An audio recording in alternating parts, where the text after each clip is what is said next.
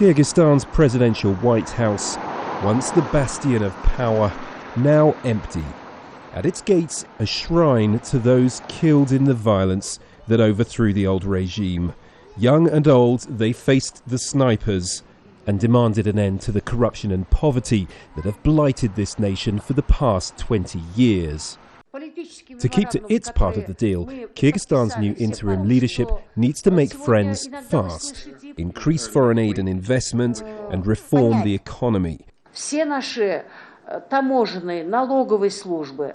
will make sure all our services, customs, tax office, justice system and law enforcement all work for business and not against. But so far, businesses have only been losers. Worried neighbours have closed their borders with Kyrgyzstan. Transactions have been frozen. This textile factory is struggling. Since we can't export anything, we are facing no cash flow. Basically, our cash flow is zero right now. Because of the cash flow problems and because we cannot get a loan at the bank, we'll have to eventually close down our factory.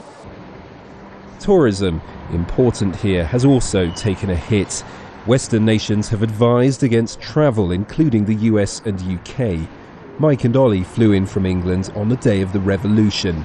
They had the country virtually to themselves.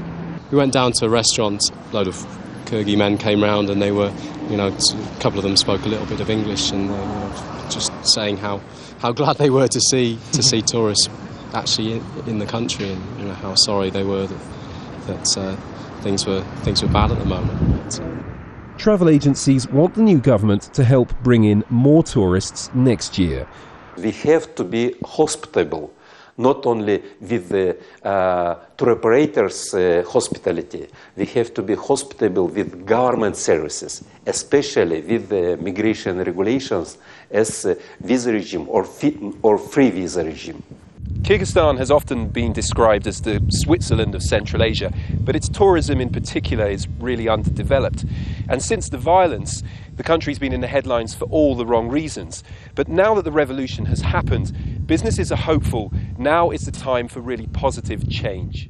That's as long as the government is willing to move mountains to deliver. Forestier-Walker, Jazeera, Bishkek.